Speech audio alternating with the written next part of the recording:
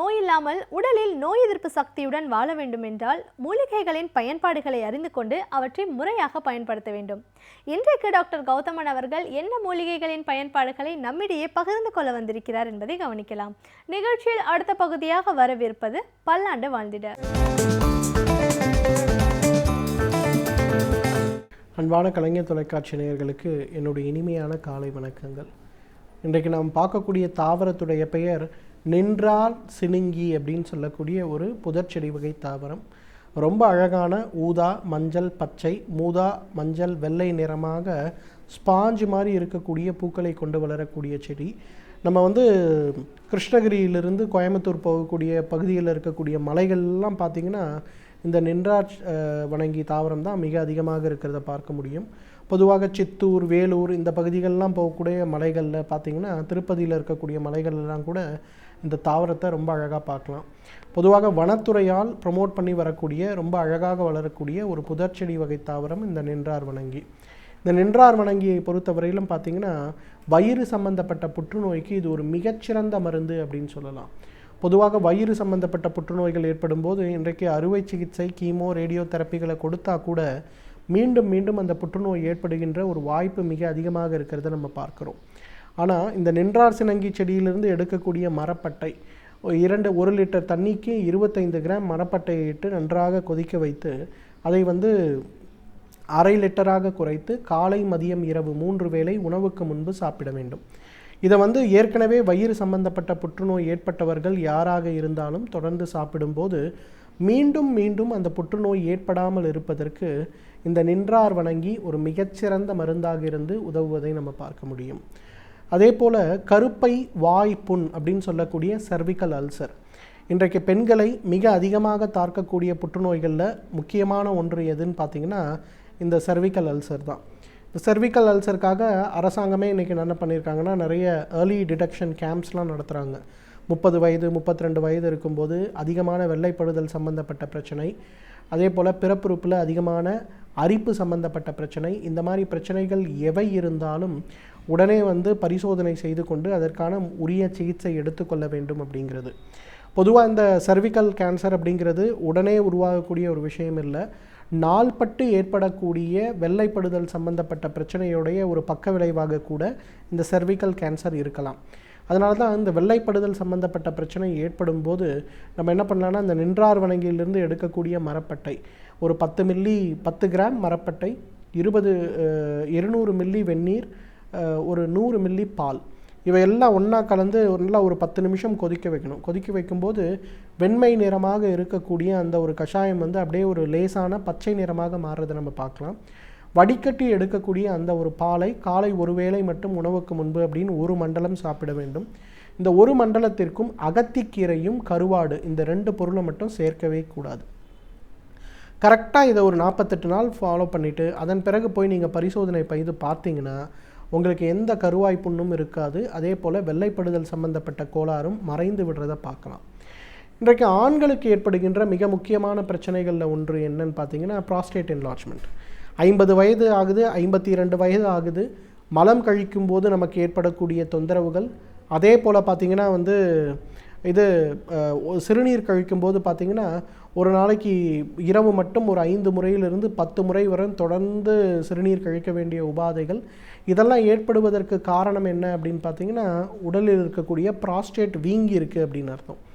இன்றைக்கி இந்தியாவில் பார்த்திங்கன்னா ஆண்களுக்கு நல்ல பழக்கம் இருக்கக்கூடிய ஆண்களுக்கு ஏற்படக்கூடிய கேன்சரில் பெரும்பாலான கேன்சர் பார்த்திங்கன்னா ஆரம்பிக்கக்கூடியது அப்படிங்கிறது ப்ராஸ்டேட்டில் இருந்தோ வயிற்றில் இருந்தோ தான் ஆரம்பிக்குது. ஸோ இந்த ப்ராஸ்டேட் கேன்சர் வராமல் தடுப்பதற்கு பார்த்திங்கன்னா இந்த நின்றார் வணங்கி ஒரு மிகச்சிறந்த மருந்து.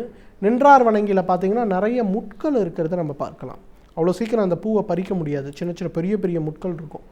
ஸோ அந்த முட்களை மட்டும் பிரித்து எடுத்து 100 மில்லி தண்ணீருக்கு 5 கிராம் அளவுக்கு அந்த முட்களை போட்டு நன்றாக ஒரு 2 அல்லது 3 நிமிடம் கொதிக்க வைத்து வடிகட்டி எடுக்கக்கூடிய அந்த ஒரு கஷாயத்தை காலை 1 முறை, இரவு 1 முறை, மதியம் 1 முறை உணவுக்கு முன்பு சாப்பிட வேண்டும்.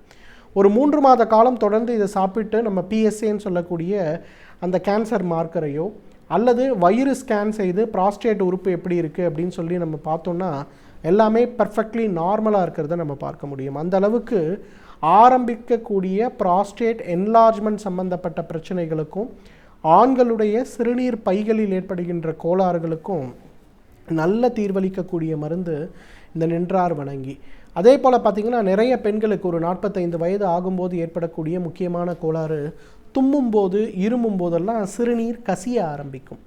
இந்த தும்மும்போது இருமும்போது சிறுநீர் கசிய ஆரம்பித்தாலே பார்த்திங்கன்னா அவர்களுக்கு ரொம்ப அனீஸியாக இருக்கக்கூடிய ஒரு பிரச்சனை. அந்த பிரச்சனை இருப்பவர்கள் கூட இந்த நின்றார் வணங்கியிலிருந்து எடுக்கக்கூடிய முட்கள், அந்த முட்கள் 100 மில்லி தண்ணீருக்கு 5 கிராம் போட்டு நன்றாக கொதிக்க வைத்து எடுக்கக்கூடிய அந்த ஒரு கஷாயத்தை மட்டும் காலை ஒரு முறை இரவு ஒரு முறை அப்படின்னு சொல்லி ஒரு 3 மாத காலம் சாப்பிட்டாலே அந்த கசியக்கூடிய சிறுநீருடைய அளவுகள் குறைய ஆரம்பிக்கிறத நம்ம பார்க்கலாம். ஹெர்னியா சம்பந்தப்பட்ட கோளாறுகளுக்கு, ஏன் ஆண்களுக்கு ஏற்படுகின்ற விரை வீக்கம் சம்பந்தப்பட்ட கோளாறுகளுக்கு, குடல் இறக்கம் நம்ம சொல்லக்கூடிய ஹெர்னியா ஆண் பெண் இருபாலருக்கும் ஏற்படக்கூடிய கோளாறுகளுக்கு கூட நல்ல தீர்வளிக்கக்கூடிய ஒரு மருந்து இந்த நின்றார் வணங்கி. இதிலிருந்து எடுக்கக்கூடிய கஷாயத்தை இரவு படுக்கும்போது 100 மில்லி கஷாயத்திற்கு 10 மில்லி விளக்கெண்ணெயை சேர்த்து கலந்து குடிக்க கொடுக்கணும். அந்த மாதிரி குடித்து இரவு நேரங்களில் மட்டும் குடித்து காலையில் எழுந்திருக்கும் போது பார்த்திங்கன்னா வயிற்றிலிருந்து நிறைய கேஸ் வெளியில் போகும். அதே போல் எந்த கஷ்டமும் இல்லாமல் மோஷன் போகும். இது அப்படியே தொடரும்போது பார்த்திங்கன்னா ஒரு 3 மாத காலத்தில் வயிற்றில் இருக்கக்கூடிய இறுக்கங்கள் குறைய ஆரம்பிக்கும்.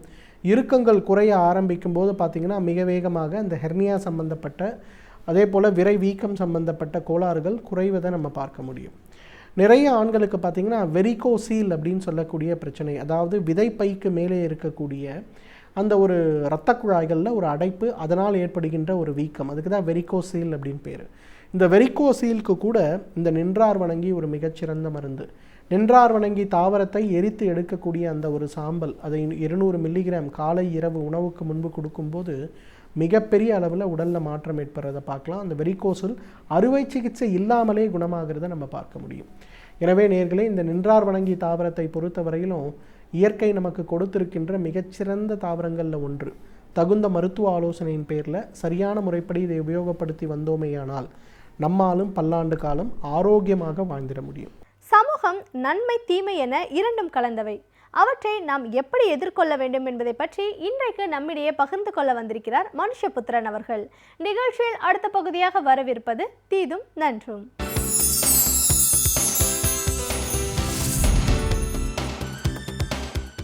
வணக்கம் நண்பர்களே, இன்னும் ஒரு இனிய காலை பொழுதில் தீதும் நன்றும் நிகழ்ச்சிகள் உங்களை சந்திப்பதில் மிக்க மகிழ்ச்சி அடைகிறேன். ஒரு நாட்டினுடைய அதிகாரமிக்க பொறுப்பில் இருக்கக்கூடியவர்கள், அவர்களை பற்றிய உண்மைகள் என்பது அல்லது அவர்களுடைய வாழ்க்கையில் இருக்கக்கூடிய உண்மைகள் என்பது அந்த அரசு நிர்வாகத்தோடும் நாட்டு மக்களுடைய நலன்களோடும் நேரடியாக தொடர்புடையது என்பதில் எந்த சந்தேகமும் இருக்க முடியாது. ஏனென்றால் ஒரு நாட்டினுடைய நிர்வாகத்தை கையில் வைத்திருக்கக்கூடியவர்கள், ஒரு நாட்டினுடைய எல்லா முடிவுகளையும் எடுக்கக்கூடியவர்கள், அல்லது ஒரு நாட்டினுடைய அனைத்து பாதுகாப்புகள் வளர்ச்சி தொடர்பான விஷயங்களை கையாளக்கூடியவர்கள், அன்றாட நடவடிக்கைகளை கையில் வைத்திருக்கக்கூடியவர்கள், இவர்களுடைய ஒவ்வொரு சொந்த விஷயமும் அது பொது விஷயங்களை பாதிக்கக்கூடியது, பொதுமக்களை பாதிக்கக்கூடியது, நிர்வாகத்தை பாதிக்கக்கூடியது என்பதில் எந்த விதமான சந்தேகமும் இருக்க முடியாது. அப்படித்தான் ஒரு பொது வாழ்க்கையில் இருக்கக்கூடியவர்களுடைய அந்தரங்க வாழ்க்கை என்பது அல்லது தனிப்பட்ட வாழ்க்கை என்பது அல்லது தனிப்பட்ட பிரச்சனைகள் என்பது பல சமயங்களில் அது சமூகத்தினுடைய கேள்விகளுக்கு உட்பட்டதாகவும் சமூகத்தில் அதை பற்றிய ஒரு வெளிப்படையான தன்மை இருக்க வேண்டும் என்றும் தொடர்ந்து வற்புறுத்தப்படுகிறது. இது தமிழ்நாட்டில் மட்டுமல்ல, இந்தியாவில் மட்டுமல்ல, உலகம் முழுக்க அப்படித்தான் இருக்கிறது. ஏனென்று கேட்டால் அதிகாரமிக்க பொறுப்புகள் இருக்கக்கூடியவர்களுடைய தனிப்பட்ட விவகாரங்கள் என்பது ஒரு நாட்டினுடைய நலன்களை நேரடியாக பாதிக்கக்கூடியது என்பதற்கு உலக நாடுகளினுடைய வரலாற்றிலிருந்து பல உதாரணங்கள் இருக்கின்றன. இப்போது நாம் தமிழகத்தினுடைய இப்போதைய அசாதாரண சூழ்நிலையை பற்றி சற்று பேசலாம். தமிழக முதலமைச்சர் உடல்நலம் குன்றி கடந்த மாதம் 22ஆம் தேதியிலிருந்து ஒரு தனியார் மருத்துவமனையில் இருந்து வருகிறார். அவருடைய உடல்நலம் தொடர்பான பல செய்திகள் தொடர்ந்து உலவி வருகின்றன. நிறைய வதந்திகள் தொடர்ந்து உருவாக்கப்படுகின்றன. மக்களிடம் ஒரு மிகப்பெரிய அளவிற்கு குழப்பமும் ஒரு பதட்டமும் நிலவுவதை பார்க்க முடிகிறது. அவர்களுடைய கட்சி தொண்டர்களிடையே கூட அத்தகைய ஒரு குழப்பம் இருப்பதை பார்க்க முடிகிறது. அப்படி இருக்கிற போது மருத்துவமனை வெளியிடக்கூடிய அறிக்கைகள் என்பது ஒவ்வொரு நாளும் ஒவ்வொரு விதமாக முன்னுக்கு பின் முரணாக இருப்பதையும் நம்மால் பார்க்க முடிந்தது. ஒருபுறம் முதலமைச்சர் நலமடைந்து விட்டார், சீக்கிரம் வீடு திரும்பி விடுவார் என்கிற செய்திகள் வெளியிடப்படுகின்றன. இன்னொரு புறம் அவர் நீண்ட நாள் மருத்துவமனையில் இருக்க வேண்டும் என்கிற செய்திகளையும் அதே மருத்துவமனை தரப்பிலிருந்து வெளியிடப்படுகிறது.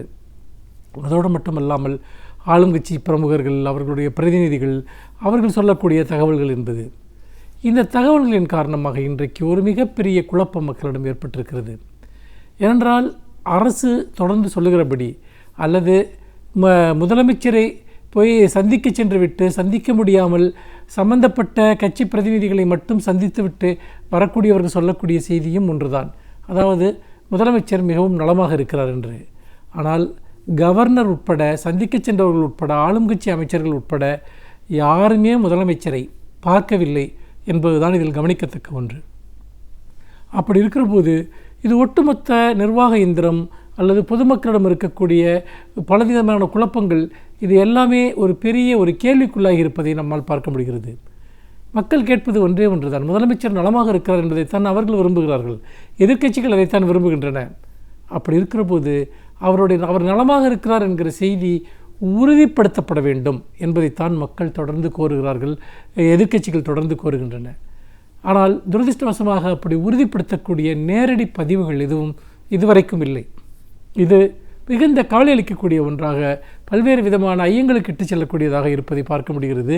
இதன் காரணமாக தேவையற்ற பல வதந்திகள் தொடர்ந்து உருவாகின்றன. இதனால் மக்களிடையே பல பெரும் குழப்பங்கள் ஏற்பட்டு வருகின்றன. இந்த இடத்தில் நாம் வரலாற்றை சற்றே திரும்பி பார்க்க வேண்டும். அறிஞர் அண்ணா அவர்கள் உடல்நலம் கொண்டிருந்தபோது அப்பொழுது அவர் முதலமைச்சராக இருந்தார். அப்போது அவருடைய உடல்நலக்குறைவு தொடர்பான செய்திகள் உடனுக்குடன் மக்களுக்கு வெளியிடப்பட்டன, மக்களிடம் தெரிவிக்கப்பட்டன. ஒவ்வொரு நாளும் அறிஞர் அண்ணா அவர்களுக்கு என்ன பிரச்சனை, அவர் எத்தகைய ஒரு உடல்நலத்தை அப்போது கொண்டிருந்தார் என்பதை பற்றியெல்லாம் மக்கள் தினமும் அறிந்து கொண்டார்கள். ஆனால் அதற்கு பிறகு வேறொரு மரபு பின்பற்றப்படுகிறது.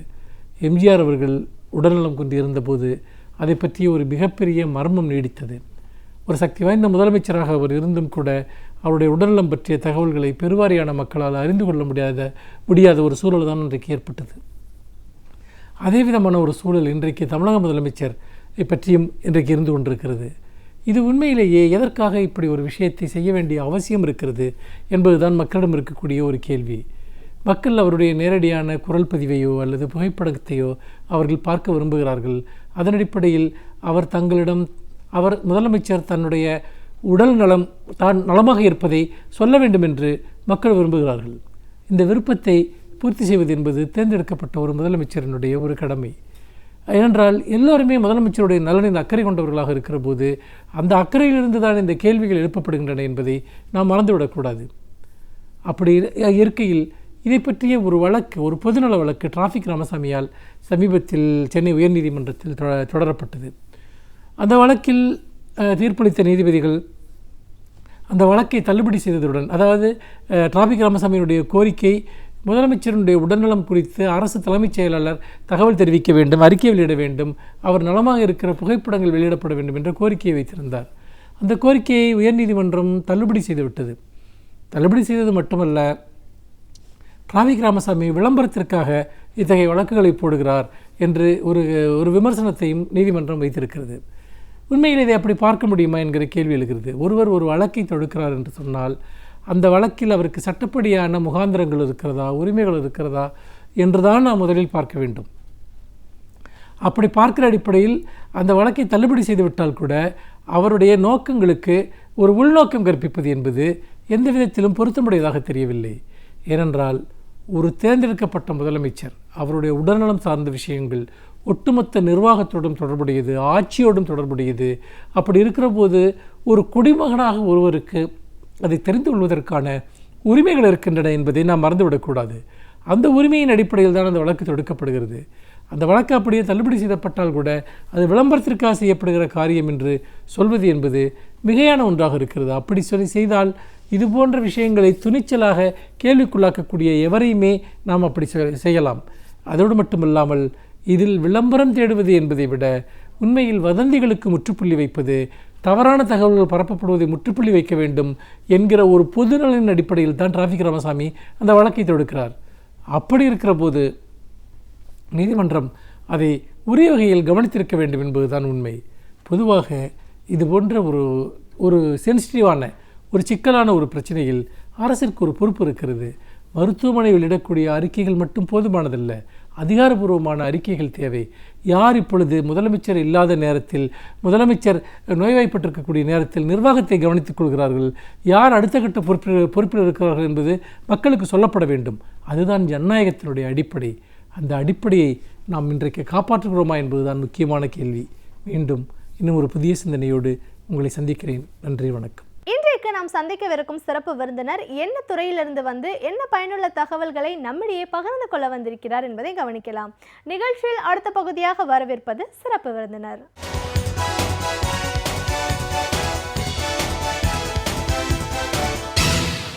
வணக்கம் நேயர்களே, விடியலே வா நிகழ்ச்சியின் சிறப்பு விருந்தினருக்கான நேரம் இது. இன்றைய சிறப்பு விருந்தினர் தமிழறிஞர் டாக்டர் க. செங்கோட்டையன். ஒரு தமிழ் அறிஞரா, கல்லூரி விரிவுரையாளரா, தமிழ் அப்படிங்கிறதோட தொன்மை மேன்மை என்ன, அதுவும் ஒரு படைப்பாளி அப்படின்னு வரும்போது சிறுகதைகள் அப்படின்னா அதோட வரலாறு என்ன, ஒரு சிறுகதை என்ன சொல்லணும், பல படைப்பாளிகளோட படைப்புகள் எந்த அளவுக்கு இவரை கவர்ந்தது, இப்படி பல விஷயங்களை இன்னைக்கு நம்ம அவர்கிட்ட கேட்டு தெரிஞ்சுக்கலாம். வணக்கம் சார். படைப்பாளியா, கல்லூரி விரிவுரையாளரா, முதல்ல எங்கள் நிகழ்ச்சிக்கு உங்களை நாங்கள் வரவேற்கிறோம் சார். தமிழ் அறிஞர் அப்படிங்கிற முறையில் நீங்கள் ஒரு படைப்பாளியாகவும் இருக்கீங்க. அப்படின்னாலும் பல படைப்புகள் நீங்கள் உருவாக்கியிருக்கீங்க அப்படின்னு சொல்லும்போது, இந்த நிகழ்ச்சியை பொறுத்த வரைக்கும் நம்ம குறிப்பிட்டு என்னென்னா, படைப்பு அப்படின்னு போனால் நிறைய விதங்கள் இருக்குது. பல களங்களில் நம்ம எழுதலாம், கவிஞராக கவிதைகள் எழுதலாம். ஆனால் இந்த நிகழ்ச்சியில் நம்ம சிறுகதை தொகுப்பை பற்றி மட்டும் பேச போகிறோம். ஒரு சிறுகதை உருவார விதம், காலம் காலமாக சிறுகதைகள் இருக்குது அப்படின்னாலும் எந்த மாதிரியான ஒரு வடிவத்தில் இருந்தது, நாம் அப்போல்லாம் எப்படி பார்த்தோம், அதோட வரலாறு என்ன, இன்னைக்கு இருக்கிற உலகம் எப்படி இருக்குது, ஒரு சிறுகதை மக்களுக்கு எந்த விஷயத்தை எடுத்து கொண்டு போய் சேர்க்கணும், இப்படின்னு இந்த படைப்புலக பயணம் சார்ந்த பல விஷயங்களை எங்கள் நேர்களோட நீங்கள் முழுமையாக பகிர்ந்துக்கணும் சார். முதல்ல ஒரு படைப்பாளியாக சிறுகதை அப்படின்ற ஒரு விஷயம் எப்படி மக்களுக்கு நம்ம கொண்டு போய் சேர்க்கணும், பழைய அந்த காலங்கள்லாம் வந்து எந்த அளவுக்கு சிறப்பு வாய்ந்ததா, எந்த பாணியில் அது போய் சேர்ந்துச்சு? ஒரு படைப்பு எப்படி இருக்க வேண்டும், அது எந்த படைப்பாக இருந்தாலும் அது நாட்டுக்கு பயனுடையதாக, மக்களுக்கு பயனுடையதாக இருக்க வேண்டும் அப்படிங்கிற ஒரு இலக்கணத்தை சொல்லியிருக்கிறார்கள். அறம்பொருள் இன்பம் வீடு என்பது நூற்பயனே அப்படிங்கிறது சுத்திரம்.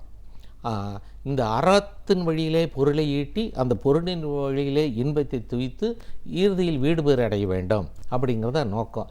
இது காட்டுவதாக, இதற்கு வழிகாட்டுவதாக நூல்கள் இருக்க வேண்டும் அப்படிங்கிறதா இலக்கணம். ஆக அதன்படி நம்முடைய சிறுகதை இலக்கியம் அப்படிங்கிற கோணத்தில் நாம் பார்க்கும்போது, நம்முடைய சிறுகதை இலக்கியமே வந்து போன 19ஆம் நூற்றாண்டில் தான் தமிழ்நாட்டு வரலாற்றிலேயே தொடங்குகிறது. ஆனால் அதற்கு முன்னால் ராமாயணம், மகாபாரதம் போன்ற இதிகாசங்களில் கூட நிறைய சிறுகதைகள் இருக்கின்றன. ஆனால் அந்த கதைகளெல்லாம் வந்து தனி தொகுப்பாக சிறுகதைங்கிற இலக்கிய வரம்புக்குள்ளே வரல. பெரிய கதைகளில் அது சிறுகதைகளாக இடையில் இருந்தது, அந்த கூறுகள் மட்டும் அங்கே இருந்தது. ஆனால் பின்னால் 1900, அதாவது 19ஆம் நூற்றாண்டினுடைய தொடக்கத்தில் வாவேசு ஐயர் ஒருத்தர் தான் முதல்ல தொடங்குகிறார். குளத்தங்கரை அரசமரம் அப்படின்னு ஒரு கதையை, அதுதான் வந்து ஒரு முதல் தொடக்கம். அதுக்கு முன்னால் நம்ம கதைகளெல்லாம் எந்த கதை எடுத்தாலும் அவனுடைய பிறப்பு முதல் இறப்பு வரை கொண்டு போகிறதாகத்தான் இருந்தது, அதான் கதை. ஆனால் அவர் தான் இடையில தொடங்கி இடையிலே முடியணுமோ ஒரு சம்பவத்தை ஒரு சிறுகதையாக ஆக்க முடியும் அப்படின்னு காட்டியவர் வாவேசு ஐயர். அதை தொடர்ந்து பின்னால் அது வளர வளர நிறைய கதைகள் வந்துக்கிட்டே இருந்து, சிறு சிறு கதைகள். அதற்கு பிற்பாடு நான் கொஞ்சம் சுருக்கமாக சொல்ல வேண்டியிருக்கனால, அதற்கு பிற்பாடு 1933 வாக்கில் மணிக்கொடி அப்படிங்கிற ஒரு இயக்கம், மணிக்கொடி பத்திரிகை சிறுகதைக்காகவே தொடங்கப்பட்டது. அதில் தான் புதுமை பித்தன், கூப்பா ராஜகோபாலன், தீசு செல்லப்பா போன்ற எழுத்தாளர்கள்லாம் மிக அருமையான கதைகளை எழுதினார்கள். அது வந்து இன்று வரைக்கும் அது சிறப்பான கதைகள் என்று பேசப்படக்கூடியவை அந்த கதைகள். அந்த எழுத்தாளர்கள் தான் மணிக்கொடி எழுத்தாளர்கள் என்று சொல்லப்படுவார்கள். அதற்கு பின்னால் நிறைய எழுத்தாளர்கள், தமிழ்நாட்டில் பெருமைக்குரிய எழுத்தாளர்கள் நிறைய பேர் வந்துட்டாங்க. அதில் ஒரு 2-3 பேர்த்து மட்டும் அந்த அறிஞர்களை பற்றி மட்டும், அவர்களுடைய சிறுகதைகளை மட்டும் சிலவற்றை நம்ம பார்க்கலான்னு நான் நினைக்கிறேன். கண்டிப்பாக சார். சிறுகதை அதோட வரலாறு அப்படின்னு பார்க்கும்போது தொல்காப்பியர் காலத்திலிருந்தே சிறுகதை அப்படின்ற ஒரு வடிவம் இருந்திருக்கு. அது மாறி மாறி ஒவ்வொரு காலகட்டத்திலையும் வந்திருக்கு. அப்படின்னாலும் நீங்கள் குறிப்பிட்டு சொல்லக்கூடிய கதைகள் அப்படின்னா நீங்கள் வியந்த வரைக்கும் சொல்கிறதா இருக்கேன்னு சொல்கிறீங்க. கலைஞர் அவருடைய ஒரு படைப்பாளியாக அவருடைய படைப்புகளை பற்றி உங்களோட பார்வைகள் சொல்லுங்கள். கலைஞருடைய சிறுகதைகள் என்னுடைய பார்வையில் அவருடைய எந்த கொள்கையை எடுத்துக்கிட்டாரோ அந்த கொள்கையில் வந்து ரொம்ப தீவிரமாக இருந்திருக்கார். அந்த கதைகளில் மிக பலமாக அந்த கொள்கையை வலியுறுத்துறார். நான் கொஞ்சம் கூட அதிலிருந்து விலகி கொஞ்சம் நிதானமாக போகுங்கிறதெல்லாம் இல்லை. நேராக கொள்கைனா கொள்கை தான், அதிலிருந்து விலகிறதே கூடாது அப்படிங்கிற ஒரு எண்ணத்தில் தான் ஒரு கதைகளை பார்க்க முடியுது. அவருடைய கதையில் ஒன்று நலாயினின்னு ஒரு கதை. இது வந்து ஒரு புராணத்தில் வரக்கூடிய ஒரு சம்பவம் நலாயினி. இதே போல் புதுமைப்பித்தன், ஏன்னா இந்த 2-3 பேர் அதை கையாண்டு இருக்கிறார்கள், அதில் கலைஞர் ஒருத்தர். அந்த நலாயினிங்கிற கதையில் புதுமைப்பித்தன் எவ்வாறு ராமாயணத்தில் வரக்கூடிய அகலிகை கதையை ஒரு தனி கதையாக கொண்டு வந்து ஒரு புரட்சி பண்ணார், அதே போல் நம்ம டாக்டர் கலைஞர் அவர்களும் நலாயினிங்கிற புராண பாத்திரம் ஒன்றை கொண்டு வந்து அதை மக்கள் மத்தியில் கொண்டு வந்து அதில் என்ன நியாயம் இருக்கிறது, என்ன நியாயமற்றது இருக்கிறது என்பதை மிக தெளிவாக தைரியமாக சொல்லுகிறார். அதுதான் அதில் எனக்கு பிடிச்சதுக்கு வந்து மிக அருமையாக அதை வலியுறுத்துகிறார். நலாயினிங்கிற பாத்திரம் தன்னுடைய கணவனை குஷ்டரோகியாக அந்த கணவனை வந்து கூடையில் தூக்கிட்டு போகிறான். எதுக்கு? தன்னுடைய கணவனுடைய விருப்பத்துக்கு ஏற்ப ஒரு பரத்தை வீட்டுக்கு கூடையில் வச்சு தூக்கிட்டு போகிறான். அப்போது வந்து எல்லோரும் கேட்குறாங்க, ஒரு பரத்தை வீட்டுக்கு மனைவியே கணவனை தூக்கிட்டு போகிறாளே அப்படின்னு. இது வந்து புராண சம்பவம் தான், நடந்த புராணத்தில் சொல்லப்பட்டது தான். அதையே இவர் என்ன செய்கிறார், அதை வந்து நியாயமான ஒரு கேள்வியை கேட்குறார். அது வந்து அந்த பெண்ணினுடைய வாழ்க்கையில் அவளுடைய இளமை, அவளுடைய வாழ்க்கை வீணாக போயிடுச்சுங்கிறது இல்லாமல் கணவன் அப்படிங்கிறதுக்காக எதை வேணாலும் தியாகம் பண்ணணும் அப்படிங்கிறதுக்காக அவளுடைய வாழ்க்கையை தியாகம் பண்ணணுமா அப்படிங்கிற ஒரு கேள்வியை கொண்டு வர்றார். அவள் கொண்டு போய் பரத்தையர் வீட்டில் விடும்போது அந்த பரத்தை கேட்குறான், இப்படிப்பட்ட ஒரு அவலட்சணமான ஒரு மனிதனாக இருக்கானே அப்படின்னு. அவள் சொல்கிறாள், என்னுடைய கணவன் எனக்கு அவன் ரத்தினம், அவன் பொண்ணு மணி எல்லாம் என்னுடைய தெய்வமே அவன் தான். அவனுடைய ஆசைக்குன்னு அவன் உன்னுடைய வீட்டுக்கு வரணும்னு நினச்சதுனால நான் கொண்டு வந்தேன். அதுக்காக தான் பொண்ணு வச்சுக்கோன்னு சொல்லி பொண்ணை கொடுத்துட்டு கணவன் அங்கே விட்டுட்டு திரும்பிடுறான். வீட்டுக்கு தான் காலையில் வர்றேன், அது வரைக்கும் உன்னுடைய பொறுப்பு நீ பார்த்துக்கோ, அவனுக்கு இன்பம் தர வேண்டியது உன்னுடைய கடமை அது என்று சொல்லிட்டு வர்றான். இது அவளுடைய தோழி ஒருத்தி பார்க்குறான், உலகா அப்படின்னு ஒரு தோழி. அவள் வந்து கேட்குறா, இவர் நலாயினி பார்த்து, நலாயினி நீ இப்போ நீ நடந்ததெல்லாம் நான் பார்த்தேன், நீ கணவன் மேடம் உனக்கு இவ்வளவு பதிபக்தியா என்று ரொம்ப வியந்து போகிறான். அப்போ சொல்கிறாங்கம்மா, ஒரு மனைவியினுடைய கடமை கணவனை அவனுடைய ஆசையை நிறைவேற்ற வேண்டியது, அதனால் நான் வந்து அவனுக்கு தேவையான ஏற்பாட்டை நான் பண்ணி கொடுக்குறேன், அதுக்காக நான் கஷ்டப்பட்டாலும் இது ஒரு மனைவியினுடைய கடமை, ஆகவே அதைத்தான் நான் செய்தேன். இதே போல் நீயும் உன்னுடைய பதிவிரதா தன்மையை காட்டணுன்னா உன்னுடைய கணவனுக்கு இப்படித்தான் நீயும் நடத்துக்கணும் என்று சொல்கிறான். அதற்கு பிற்பாடு அவள் போன பிற்பாடு அவள் பக்கத்தில் உள்ள ஒரு பூங்காவுக்கு தன்னுடைய காதலனோட போயிறதாக கலைஞர் எழுதுகிறார். அதற்கு பிற்பாடு ஒரு இதையான ஒரு பெண்ணை சந்திக்கிறான் நலாயினி. அந்த பெண் என்ன சொல்கிறா, நீ உன்னை வந்து உலகம் இவ்வளவெல்லாம் பாராட்டினாலே அந்த பாராட்டுக்கு நீ இவ்வளவு தகுதி உள்ளவளாக இருக்கிறாயா என்று சொல்லி பாராட்டுகிறான். அப்போ தான் நலாயினி தன்னுடைய மனசை திறந்து சொல்கிறா, நல்லா இதையா நல்லா யோசனை பண்ணி பாரு, நானும் ஒரு பெண் தானே, இயற்கையினுடைய தேவை எனக்கும் இருக்கு இல்லையா, நான் இவ்வளோ அழகான நீயும் நானும் ஏறக்குறைய ஒரே மாதிரி வயது, ஒரே அழகு, அப்படி இருக்கும்போது என்னுடைய இளமைக்கு எனக்கு வடிகாலே கிடையாதே, இது நியாயமா, ஒரு குஷ்டரோகியனை வந்து நான் கணவனாக வைத்துக்கொள்ள முடியுமா என்று சொல்லி அவள் சொல்கிறான். அப்படின்னா நீ எதுக்கு தாசி வீட்டுக்கு அவரை அழைத்து வந்தாய் அப்படின்னு. ஆமாம், அவனுடைய ஆசையை வந்து நான் அந்த அருவருப்பான உடலை என்னால் தீண்ட முடியல, அதனால் அவனுடைய ஆசையை தீர்த்து வைக்கணும், அதற்காக கொண்டு வந்தனே தவிர காரணம் என்ன, நான் தீண்ட விரும்பவில்லை, அதுதான் காரணம் என்று தைரியமாக சொல்கிறதா காட்டுறார். இது புராணங்களில் கிடையாது, கலைஞர் சொல்கிறார், நான் என்னால் முடியல என்று. சரி, அப்படியானால் கூடையில் ஏன் தூக்கி வந்தாய் அப்படின்னா, ஆமாம் அவனை கையில் எடுக்கிறதுக்கு எனக்கு அருவருப்பு, கையில் எடுத்து தலையில் நான் வச்சுட்டு வர விரும்பலை, அதனால் கூடையில் வச்சுட்டு வந்தேன், அவனுடைய ஆசையை தீர்த்துக்கிறதுக்கு அங்கே நான் என்னால் முடியாதுங்கிறனால அங்கே கொடுத்தேன் என்று சொல்கிறார். அதற்கு பிற்பாடு அப்போ அவள் கேட்குறா, சரி அப்படியானால் இவ்வளவு நீ பண்ணி உன்னுடைய ஆசை என்னன்னு கேட்கும்போது, எனக்கு வந்து என்னுடைய இளமையை வந்து வீணாக போகிறது எனக்கு உடன்பாடு இல்லை, எனக்கு வந்து வாழ்க்கை வேண்டும் அப்படிங்கிற. அப்போ தான் அவன் சொல்லுகிறான், அப்படியான உனக்கு ஒரு வரம் தர்றேன், நீ ஒரு கணவனோட உன்னால் வந்து ஒரு மகிழ்ச்சியான ஒரு வாழ்க்கையை அனுபவிக்க முடியல, ஆனால் எதிர்காலத்தில் இந்த பிறவி விட்டு அடுத்த பிறவியில் நீ வந்து ஊரில் இல்லை 5 கணவன்மாரோட நீ வாழ்கிற வாழ்த்தை உனக்கு தருகிறேன் என்று அவள் சொல்கிறான். அதுதான் சம்பவம். எதுன்னா திரௌபதி அடுத்த பிறவியில் புராணப்படியே இந்த நலாயினி திரௌபதியாக அடுத்த பிறவியில் வரதாகத்தான் புராணங்கள் சொல்லுகின்றன.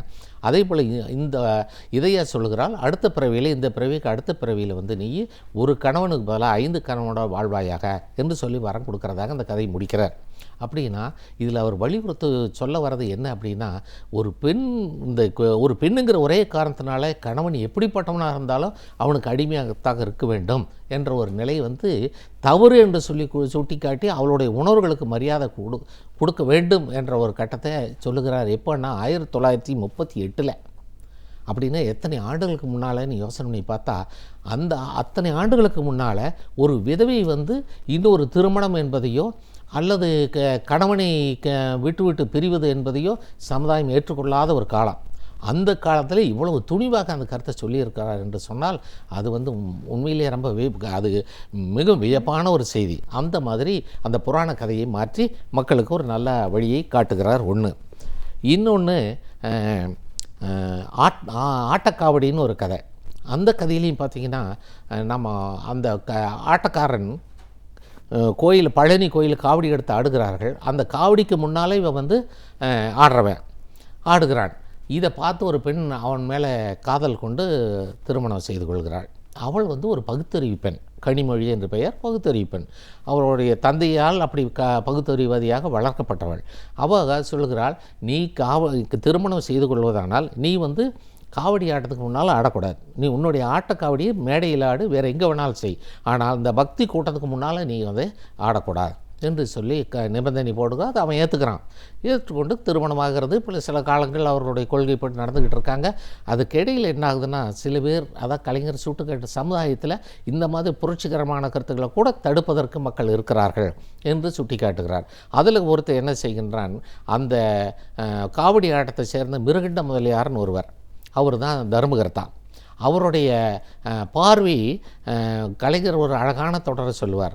அவனுடைய தோளிலே காவடி, ஆனால் மனதிலே கனிமொழி. அவனுக்கு கனிமொழியின் மீது அந்த பண்ணையாருக்கு ஒரு கண். ஆகவே ஒரு முறை அவன் வீட்டுக்கு வந்துடுறான். வீட்டுக்கு வந்து கதவை உள்ளே வந்து தாழிட்டு கொண்டு அவளிடம் தவறாக நடக்க முயற்சி செய்கின்ற பொழுது அந்த காவடி ஆட்டக்காரன் வந்து காப்பாற்றுகிறான். அதனால் 2 பேர்த்துக்கு காதல் ஏற்பட்டு திருமணம் செய்து கொள்கிறார்கள். இப்போ வந்து அந்த மிருகண்ட முதலியாருடைய மகன் இவனை பழி வாங்கணும் என்பதற்காக இவனோட நட்பு வச்சுக்கிட்டு அந்த இவன் ஆட்டக்காரனை பார்த்து பணம் சம்பாதிக்கிறதா முக்கியமாக தவிர எந்த வழியில் சம்பாதிக்கிறங்கிறது முக்கியமல்ல, சம்பாதிக்கிறதா முக்கியம். ஆகவே நீ வந்து கரகாட்டத்துக்கு முன்னால் ஆடினா காவடி ஆட்டம் ஆடினீன்னா, அதுக்கு முன்னால் ஆடினா உனக்கு நிறைய பணம் கிடைக்கும் என்று தவறான மொழியை மீண்டும் காட்டுகிறான். அவன் போகிறதுக்கு முயற்சி செய்யும்போது கனிமொழி தடுக்கிறாள். இது நம் பகுத்தறிவுக்கு ஒவ்வாத ஒன்று. நீ வேறு எங்கு வேண்டுமானால் ஆடு, ஆனால் அந்த பக்தி கூட்டத்தின் முன்னால் நீ ஆடக்கூடாது என்று சொல்லுகிறவங்க அவன் கேட்குறதில்ல, போயிடுறான். அதெல்லாம் கொஞ்சம் நான் இதே கடைசியை நான் போயிட்டு வந்துடுறேன். அதுக்கப்புறம் இவன் திரும்பி வரும்பொழுது கலைஞர் எப்படி முடிக்கிறாருன்னா, அந்த பெண் வந்து கனிமொழி ஒரு கடிதம் எழுதி வச்சுட்டு போயிடுறான். பொது வாழ்க்கை என்பது கரும்பை சுவிக்கிற மாதிரி அல்ல. கரும்பை கையில் நீவுறதை போல் சுனைகள் வந்து கையில் குத்தத்தான் செய்யும். அதற்கு உனக்கு துணிவில்லை. ஆகவே வந்து உன்னோட வாழ்வது எனக்கு இனி உடன்பாடாக இல்லை. ஆகவே நான் 2 தான், ஒன்று விஷமாக விவாகரத்தான். இந்த 2ல் எது முடிவு செய்கிறதுக்காக நான் உன்னை விட்டு பிரிந்து போயிட்டு எங்கே ஒரு மூலையில் இருக்கிறேன் என்று சொல்லி அந்த கதை முடிக்கிறார். இதில் என்னென்னா, அவருடைய கொள்கை, அந்த பகுத்தறிவு கொள்கையை வந்து அப்பட்டமாக நிறுத்துகிறார். அது அந்த சமுதாயம் அந்த காலகட்டத்தில் வந்து மிகப்பெரிய எதிர்ப்பு வந்திருக்கும். ஆனால் அதை துணிந்தவர் எழுதுகிறார். ஆமாம், என்னுடைய பகுத்தறிவு கொள்கைக்கு நீ ஒத்து வராத போது கணவனாக இருந்தாலும் நீ எனக்கு தேவையில்லை என்ற ஒரு பொண்ணு துணிஞ்சு அதை எழுதிவிட்டு வெளியே வருகிறாள் அப்படின்னு சொல்லி பார்க்குறோம். சங்கிலிச்சாமி அவர் ஒரு ரயிலில் வந்துக்கிட்டு இருக்கும் பொழுது திடீர்னு ஒரு இடத்துல அவர் செயினை நிறுத்தி சொல்கிறாரு. எல்லாம் கார்டெல்லாம் வந்து கேட்கும்போது முன்னால் வந்து தண்டவாளம் உடஞ்சிருக்கு, விரிசலேட்டிருக்கு என்று சொல்கிறார். ஆச்சரியப்படுறாங்க. எப்படி உங்களுக்கு தெரிஞ்சுன்னா, என்னுடைய ஞானத்தினால எனக்கு தெரிஞ்சதுன்னு சொல்கிறார். ஆனால் உண்மையில் போய் பார்த்தா உண்மையில் அங்கே தண்டவாளத்தில் பாதிப்பு இருக்குது. ஆகவே வந்து அவங்க என்ன செய்கிறார்கள், இந்த சாமியார் வந்து ஞானம் உள்ளவர், ஞான திருஷ்டி உள்ளவர், மிகப்பெரிய ஞானி என்று சொல்லி எல்லாரும் அவரை போட்டு போடுறாங்க. அப்படிப்பட்ட ஒரு கட்டத்தில் வந்து அந்த ஊரில் வந்து ஒரு முதலியார் சின்ன பண்ணையார் அப்படின்னு சொல்லி, சின்ன பண்ணை முதலியார்னு ஒருத்தர், அவர் இந்த சாமியாரை அழைச்சிட்டு போய் தன்னோட வீட்டில் மாடியில் அறை கொடுத்து அந்த அறையில் வச்சுட்டு பூஜை கீஜை எல்லாம் பண்ணி ரொம்ப பிரபலமாக நடத்திக்கிட்டு இருக்காரு. அவர் ஜனங்களும் வந்து குவிஞ்சு அவர்கிட்ட ஆசி வாங்கிட்டு போயிட்டுருக்காங்க. எல்லாத்துக்கும் ஒரு திருநீர் கொடுத்துக்கிட்டு இருக்காரு, நடந்துக்கிட்டு இருக்கார். இவர் இந்த சின்ன பண்ண முதலியாருக்கு ஒரு ஆசை கேட்குறாரு, நீங்கள் இவ்வளோலாம் செய்கிறீங்களே, எனக்கு உதவி பண்ணுங்க, என்ன வேணும்? எனக்கு வந்து தங்கம் வேணும் என்று கேட்குறார். தங்கம் தானே, 1000 வெள்ளி கொண்டு வா, 1000 ரூபாய் எடையுள்ள வெள்ளி கொண்டு வா, உனக்கு தங்கமாக மாற்றி தரேன் என்று சொல்லி உடனே இவர் வந்து 1000 வெள்ளியை கொண்டு வந்து கொடுக்குறாரு, 1000 ரூபாய் எடையுள்ள வெள்ளியை. அதுக்கப்புறம் வந்து நான் தங்கமாக இந்த இரவு பூஜையில் வச்சு தங்கம் மாற்றி தரேன்னு சொல்லும்போது இவர் இன்னொரு 1000 வெள்ளியை சேர்த்து பண்ணி கொடுக்கும். ஆசை, மனிதனுடைய ஆசை. உடனே அந்த 1000 2000 பண்ணுகிறார் இவர். அதுக்கும் ஒரு சாமியார் சொல்கிறார், சரி பரவாயில்ல கொண்டு வா என்று சொல்லி அடுத்த நாள் 2000 வெள்ளிகளை வச்சுக்கிட்டு, இன்று இரவு நான் பூஜை பண்ணுவேன், பூஜை பண்ணும்போது யாரும் என்னோடய அறைக்குள்ளே வரக்கூடாது, காலையில் தான் வந்து பார்க்கணும், இது வரைக்கும் யாரும் வரக்கூடாது என்று சொல்லிவிட்டு இரவு பூஜை நடக்குது. அவருடைய உதவியாளர் சம்பந்தம்னு ஒருத்தர் 2 பேரும் அவரும் போகிறதில்ல, சாமியார் மட்டும் உள்ளே இருக்கார், மீதெல்லாம் கீழே வந்துடுறாங்க. காலையில் எழுந்திரிச்சு விடிய இவருடைய இந்த பண்ணையாருக்கு வந்து ஒரு ஆசை, ஆமாம் நம்ம கொடுத்த தங்கமல் இந்த வெள்ளியெல்லாம் தங்கமாக இருக்கும், அதை வச்சுக்கிட்டு நம்ம என்னென்ன பண்ணலாம் என்று திட்டம் போடுறார். விடியறதுக்குள்ளே நமக்கு இவ்வளோ தங்கம் வந்ததுன்னா அதுக்கப்புறம் அந்த தங்கத்தை விற்று நம்ம என்னென்ன பண்ணலாம் என்றெல்லாம் கற்பனை பண்ணிகிட்டு இருக்கார். அப்புறம் அந்த கற்பனையிலேயே இடையில் வந்து போலீஸ் வந்து ஒரு பிடிக்கிற மாதிரியும் ஒரு கனவு கண்டு அதிர்ச்சியில் எந்திரிச்சு சம்பந்தத்தை கூட்டிகிட்டு விடிஞ்சு போச்சு போய் சாமியை பார்க்கலான்னு மேலே போய் சாமியை கதவு திறந்து பார்த்தா சாமியார் இல்லை. அவர் வந்து பின்னால் வழியில் ஒரு கயிறு கட்டி இறங்கி தப்பிச்சு போயிடுறார். அப்புறம் தான் அட பாவி, நம்ம இப்படி ஏமாற்றிட்டானே, அத்தனை வெள்ளியும் கொண்டு போயிட்டானே என்று சொல்லி ரொம்ப அதிர்ச்சியில் வருத்தப்படுறார். அப்போ சம்பந்தம் சொல்கிறார், இல்லை அவர் வந்து பெரிய சாமியார் அல்ல, எனக்கு தெரியும். எப்படி உனக்கு தெரியும்? ஆமாம், அந்த ரயிலில் வரும்போது அது நடந்ததுக்கு காரணம் ஏற்கனவே திட்டமிட்டது. அவர் எங்கிட்ட சொல்லி நான் தான் தண்டவாளத்தை அப்படி ஒரு பண்ணி வச்சேன். அதற்கு பிற்பாடு அவர் ரயில் நிறுத்தோன்னா அவர் சாமியார் ஆகிட்டார். ஆகவே என்னை உதவியாளராக வச்சுக்கிட்டாரு. நான் இப்போ என்னையே ஒரு பைத்தியார் ஆகிட்டு போனதுனால அவரை நான் கண்டிப்பாக பழி வாங்குவேன், விட மாட்டேன் என்று சொல்லிவிட்டு நீங்கள் தயாராக இருங்க, உங்களுடைய 1000 2000 வெள்ளிக்கு பதிலாக 20000 வெள்ளி உங்களுக்கு கிடைக்கிற மாதிரி நான் பண்ணுறேன் என்று சொன்னேன்னு. இதெல்லாம் மக்களுடைய அந்த ஆசையை அப்படியே பெருசு பண்ணிட்டு காட்டுறாரு. மூட நம்பிக்கை எந்த அளவுக்கு அந்த ஆசையை வளர்க்குறது அப்படின்னு. ஆகவே இவன் வந்து என்ன சொல்கிறான், சரி அப்படியானால் எனக்கு வந்து அந்த 2000 வெள்ளிக்கு நான் பண்ணி கொடுக்குறேன், உனக்கு அதை விட அதிகமாக தர்றேங்கிறான். இல்லை நான் உனக்கு பண்ணித்தரேன் என்று சொல்லிவிட்டு அந்த சம்பந்தம் அவருடைய உதவியாளர் என்ன செய்கிறா, ஒரு வாரத்தில் உனக்கு வந்து ஒரு பார்சல் வரும், அந்த பார்சலை வந்து மேலே சாமி ரூமில் கொண்டு போய் நான் வந்துடுறேன் என்று சொல்லிவிட்டு போயிடுறான். ஒரு வாரத்தில் ஒரு ரயில் எடுத்து ஒரு பார்சல் வருது. அந்த பார்சலை வந்து அவர் பண்ணையார் எடுத்துகிட்டு போய் மேலே வச்சுக்கிறாரு. அதே நேரத்தில் இவனும் வந்துடுறான். யார், அவருடைய சீடனும் வந்துடுறாப்புல. வந்து மேலே போய் 2 பேரும் சேர்ந்து பெட்டியை திறக்கிறார்கள். பார்த்தா பெட்டிக்குள்ளே வந்து அந்த சங்கிலி சாமியாருடைய பிணம் உடல். அவர் பண்ணையாருக்கு அதிர்ச்சி, ஐயோ என்னைய பணம் போனது மட்டும் இல்லை, அந்த கொலைகாரனாக வேறு ஆக்கி போட்டையே என்று சொல்லி அதிர்ச்சியில் பதட்டு போட்டுறார்.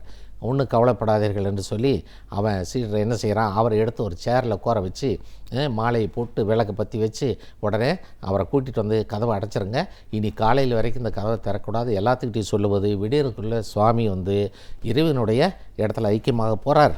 அவர் சாமிக்கிட்ட பேசிகிட்டு இருக்கார். காலையில் என்ன நடக்குமோ தெரியாது, ஆனால் காலையில் வந்து திறக்க சொல்லி சாமி உத்தரவு போட்டிருக்கார் என்று சொல்லி மக்களுக்கெல்லாம் அறிவிப்பு கொடுத்துட்றாங்க. எல்லாரும் மக்கள் காலையில் நேரத்தில் வந்துடுறாங்க. ஏதோ உத்தரவு கொடுத்தாச்சாமா, கதவை திறக்கிறாங்களாமா என்று சொல்லி. அப்படி வரும்போது காலையில் திறந்து பார்த்தா உள்ளே சுவாமியார் பிணமாக இருக்கிறாரு, சேரில் கொண்டிருக்கார். உடனே வந்து சுவாமி கைலாயம் போயிட்டார், இறைவனோட ஐக்கியம் ஆகிட்டார் என்று சொல்லி இவங்கெல்லாம் ஒரு நடிக்கிறாங்க. இந்த 2 பேரும் நடிக்கிறார்கள். மக்கள் அதை நம்புகிறாங்க. ஓ சாமி போயிட்டார். ஒரு கடிதம் ஒன்று இருக்குது. அந்த கடிதத்தில் பார்த்தா, இந்த நாற்றம் எடுத்த உடலை நான் விரும்பவில்லை, ஆகவே நான் இறைவனிடம் செல்கின்றேன், என்னுடைய சமாதியில் நீங்கள் வந்து இனிமேல் உங்களுடைய அனுகிரகத்தை பெற்றுக்கொள்ளலாம் என்று சொல்லி ஒரு கடிதம் எழுதி வச்சு மாதிரி இவங்களாக எழுதி எங்கே வச்சுட்டு அதை படிச்சிட்றாங்க. படித்தோன்னா மக்கள் எல்லாம் நம்பிட்டு எல்லாத்துக்கும் காணிக்கை போடுகிறார்கள். அப்புறம் என்ன ஆகுது, முடிவில் கலைஞர் எழுதுறது ஒரு சமாதியை கட்டுகிறார்கள். அந்த சமாதிக்கு வந்து தலைவராக அந்த சீடன், இவர் வந்து முதலாளி, இவர் தான் அந்த கட்டடத்துக்கு மடத்துக்கு உரிமையாளர் என்று சொல்லி கதையை முடிக்கிறார்.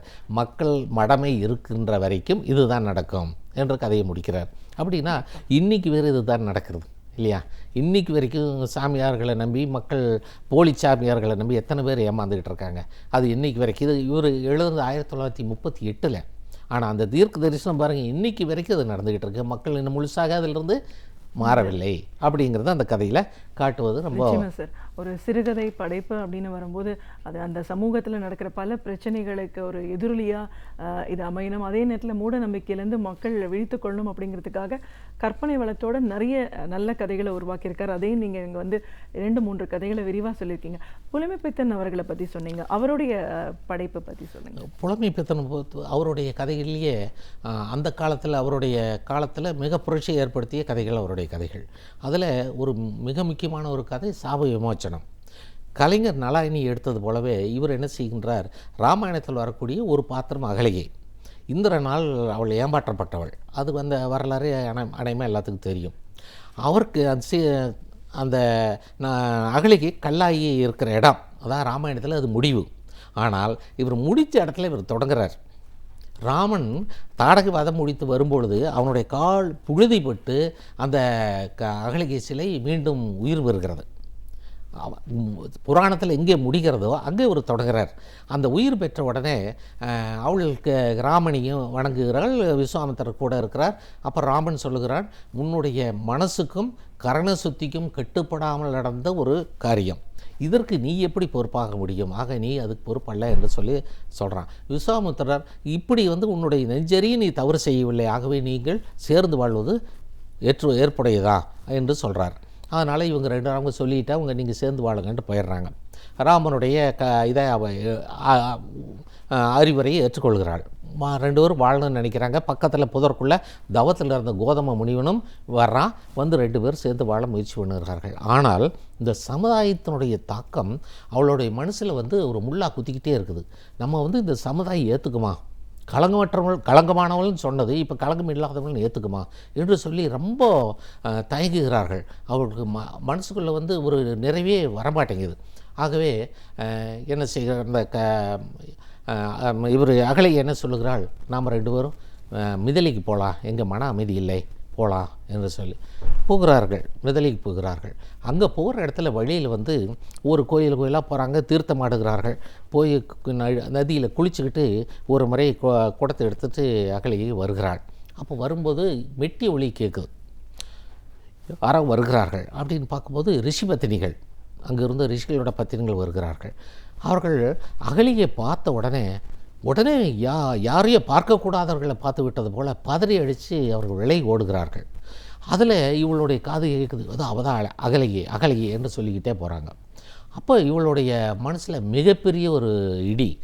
அன்றைக்கு என்னுடைய தவறு நடந்தபோது கோதமன் கொடுத்த சாபத்தினால நான் எவ்வளோ வேதனைப்பட்டோம், அதை விட அதிக வேதனை எனக்கு இப்போது அப்படின்னு அந்த சமுதாயம் என்னுடைய சாபத்தை கைவிடலை, எனக்கு பாவ விமோச்சனம் கிடைக்கலையா என்று சொல்லி அவள் மிகவும் வேதனைப்படுகிறாள். அப்போது கோதமன் வரும்போது சொல்லுகிறாள், சரி எனக்கு இது மனம் நிம்மதி இல்லை, மீண்டும் நாம் இதுக்கு இடையில் பல வருடங்கள் ஆகின்றன. அப்புறம் ராமன் காட்டுக்கு போயிட்டான் சீதையோட என்று இவளுக்கு தெரியுது. ஆக அது முடிஞ்சு இவங்களுடைய தீர்த்த யாத்திரை நடந்துக்கிட்டே இருக்குது. 14 ஆண்டுகள் ஆகுது. 14 ஆண்டுகள் முடிகிற காலத்தில் அவள் சொல்லுகிற, ராமன் திரும்புகிற நேரம் நாம் போவோம், ராமன் சீதை பார்த்தா எனக்கு ஒரு ஆறுதலாக இருக்கும் என்று சொல்லி அவங்க அங்கே போகிறதுக்காக அவரை கோதம் முடிவரை கணவரை கேட்குறான். அவரும் ஏற்றுக்கொள்கிறார்.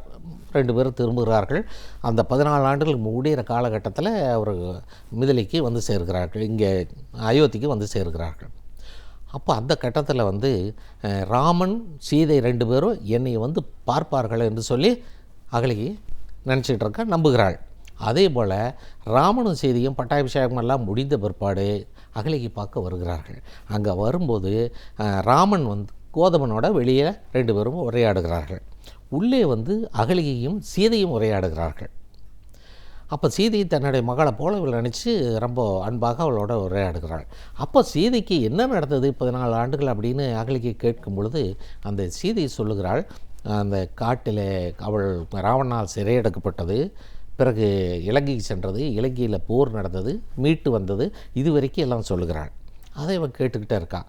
அதுக்கு பிற்பாடு சொல்லுகிறாள், கடைசியாக அந்த அக்னி பிரவேசத்தை பற்றி சொல்லும்போது அகலிகைக்கு மிகப்பெரிய அதிர்ச்சி. அவர் கேட்டாரா நீ செய்தாயா என்று கேட்கிறார். ஆமாம், அவர் கேட்டார், நான் செய்தேன். அக்னி பிரவேசத்தை அவர் கேட்டார், ராமன் கேட்டார், நான் செய்தேன் என்று சொல்கிறார். அப்போ இவளது உடனே இவளுடைய அதிர்ச்சி என்ன செய்கின்றாள், அவன் கேட்டானா நீ செய்தாயா என்று மிக கோபமாக கேட்கிறாள். ஆமாம், ஏன்னா உலகுக்கு நிரூபிக்கணுமல்ல, நான் தூய்மையானவள் என்ற உலகுக்கு நிரூபிக்க வேண்டாமா என்று கேட்கிறாள். அப்போது தான் அவன் சொல்கிறான், ஓஹோ, உலகுக்கு நிரூபிக்க வேண்டுமா, உள்ளத்தளவில் தெரிஞ்சால் போதாதா? அப்படி என்றால் எனக்கு ஒரு நீதி, ராமனுக்கு ஒரு நீதியா? எனக்கு என்ன சொன்னான், ராமன் என்ன சொன்னான், நீ உள்ளத்தளவில் தவறு செய்யாதவள், ஆக உன் மீது குற்றமில்லை, நீ சேர்த்து வாழலான்னு சொன்னார். ஆனால் உலகுக்கு என்னை ஏற்றுக்க வைக்கல. ஆனால் உன்னைய மனசார உனக்கு, உன்னுடைய கணவனுக்கு உன்னை தெரியும், தவறு செய்யவில்லை என்று தெரியும். ஆனாலும் உலகுக்கு நிரூபிக்க வேண்டும் என்று முயற்சி பண்ணான். ஆனால் என்னை உலகுக்கு காட்டலை, தூய்மையானவள் என்று காட்டலை. ஆக அவனுக்கு ஒரு நீதி, எனக்கு ஒரு நீதியா? எனக்கு இந்த நீதி நியாயமில்லை, எனக்கு தேவையில்லை என்று சொல்கிறாள். அந்த நேரத்தில் கௌதமன் வர்றார். அவர் என்ன இதை நினச்சிட்டு வர்றாருன்னா, சரி, அவளுடைய அகலையினுடைய மனம் இன்னும் துன்பத்தில் இருக்குது, அமைதி இல்லாத, அவளுக்கு ஒரு குழந்தைக்கு வாய்ப்பு கொடுத்தோம்னா மனம் அந்த குழந்தையை பார்த்தாது மன ஆறுதல் அடையும் என்று சொல்லிட்டு வர்றார். அகலியே அவர் பக்கத்தில் போய் அணைக்க போகிறார். கையில் அவர் தொட்ட உடனே அவள் மனம் கல்லாகி போய் பழையபடி அவள் கல்லாக சிலையாக மாறி போகிறாள். இந்த இடத்துல கதையை முடிக்கிறார். ராமாயணத்தில் கதை முடிந்த இடத்துல தொடங்கி மீண்டும் சிலையாகவே முடிக்கிறார். இதில் அவர் சொல்கிறது, அவனுக்கு ஒரு நீதி, அகலிக்கு ஒரு நீதி, ராமனுக்கு ஒரு நீதிங்கிறது என்ன நியாயம்? நான் மனசளவில் சுத்தமாக தான் இருந்தேன், உடல் தான் கலங்கப்பட்டேன். உடலில் கூட கலங்கப்படாதவள், மனதாலும் கலங்கப்படாத சீதைக்கு நீ உலகமெல்லாம் நிரூபித்து காட்டினேன், ஆனால் என்னை அப்படி செய்யலையல்ல. ஆக இந்த நீதி எனக்கு தேவையில்லை, மீண்டும் கல்லாகிறேன் ஆகிறதாக முடிக்கிறார். ஒரு காலத்தில் இது மிகப்பெரியதாக பேசப்பட்ட ஒரு கதை, மிக புரட்சிகரமான ஒரு கதையாக இந்த புதுமைப்பித்தன் இதை படைக்கிறார்.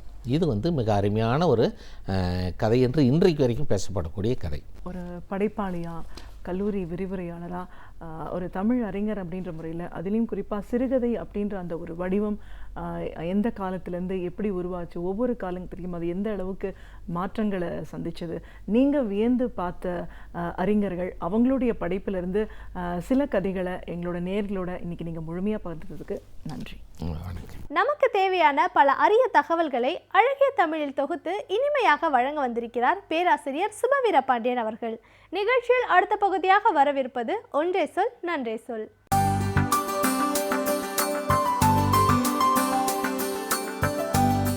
அனைவருக்கும் என் அன்பு வணக்கம்.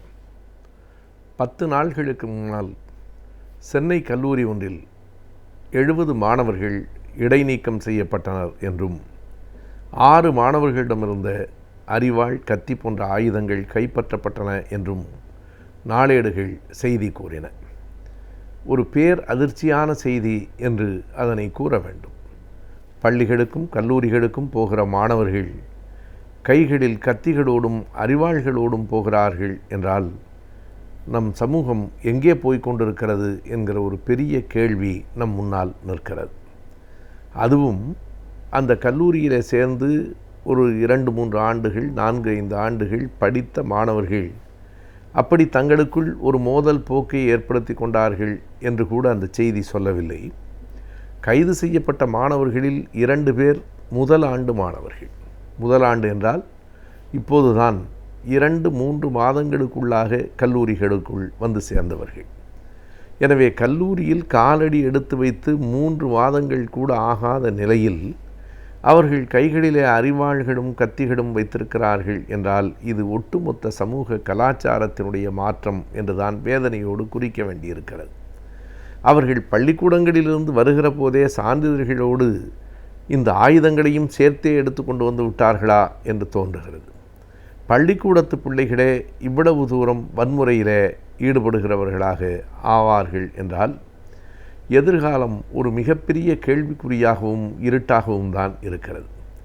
இது அந்த குறிப்பிட்ட கல்லூரி சூழல் காரணம் என்று சொல்ல முடியாது. அந்த கல்லூரியினுடைய சூழல் தான் காரணம் என்றால் அவர்கள் 2-3 ஆண்டுகள் அங்கே படித்தார்கள், எனவே அப்படியே மாறிப்போய்விட்டார்கள் என்று கூறலாம். ஆனால் வந்த உடனேயே இப்படிப்பட்ட வன்முறையில் அவர்கள் ஈடுபடுகிறார்கள் என்றால் ஒரு சமூகத்தினுடைய சூழ்நிலை தான் காரணம் என்கிற முடிவுக்குத்தான் நாம் வர வேண்டியிருக்கிறது. நாளேடுகளை புரட்டினால் எங்கு பார்த்தாலும் இப்படிப்பட்ட செய்திகள் தான் இருக்கின்றன. ஒரு பெண் தன்னுடைய கணவனை உருட்டுக்கட்டையால் அடித்து கொன்றாள். அந்த கணவன் செய்தது சரியா தவறா என்பது ஒரு புறம் இருக்கு. அது இப்படி ஈவு இரக்கமற்ற கொலையை நோக்கி நீளும் என்பதாக நாம் செய்தியை படிக்கிறோம். காவல்துறை சார்ந்தவர்களுக்கும் கொள்ளைக்காரர்களுக்கும் இடையில் ஒரு நெருக்கமான உறவு இருக்கிறது என்று இன்னொரு செய்தி இருக்கிறது. இப்படி எங்கே பார்த்தாலும் வெட்டி கொலை, கொள்ளை அல்லது மாணவர்களிடையே அடிதடி என்றெல்லாம் நாம் செய்திகளை படிக்கிறோம். 2 ஆண்டுகளுக்கு முன்னால் சட்டக்கல்லூரி மாணவர்கள் ஒருவரை ஒருவர் உருட்டுக்கட்டைகளால் அடித்து கொண்டார்கள். அன்றைக்கு அதற்கு சாதி காரணமாக இருந்தது. சாதி என்பது இளம் நெஞ்சங்களிலேயே ஏறி எந்தவிதமான மனித நேயமும் இல்லாமல் கட்டையை கட்டையால் அடிப்பது போல ஒரு மாணவனை இன்னொரு மாணவன் உருட்டுக்கட்டையால் அடித்த காட்சியை நாம் பார்த்தோம். இன்றைக்கு அப்படி ஒன்று அரங்கேறுவதற்கு முன்னால் அந்த கல்லூரியினுடைய ஆசிரியர்கள் பொறுப்பாக நின்று அவர்களை தடுத்து 6-7 பேரிடமிருந்த ஆயுதங்களை கைப்பற்றியிருக்கிறார்கள். ஆசிரியர்களுக்கு பணிந்து ஆயுதங்களை கொடுத்திருக்கிறார்கள் என்பதே கூட நமக்கு வியப்பாக இருக்கிறது. காலப்போக்கில் அதுவும் மாறிவிடுமோ என்றுதான் நமக்கு அச்சமாக இருக்கிறது. யாரேனும் வந்து தடுத்தால், தடுக்கிறவர்கள் ஆசிரியர்களாக இருந்தாலும் கூட அவர்களின் மீதும் வன்முறையை பாய்ச்சுகிற அளவுக்கு நம் சமூகம் மாறிக்கொண்டிருக்கிறதோ என்கிற கவலையும் நமக்கு வருகிறது. எனவே இதற்கு அடிப்படையில் என்ன காரணம் என்பதும், இந்த வன்முறை போக்கை அல்லது இப்படி மனப்பிறழ்வுகளை எப்படி சரி செய்வது என்பதும் நமக்கு முன்னால் இருக்கிற பெரிய கேள்விகள்.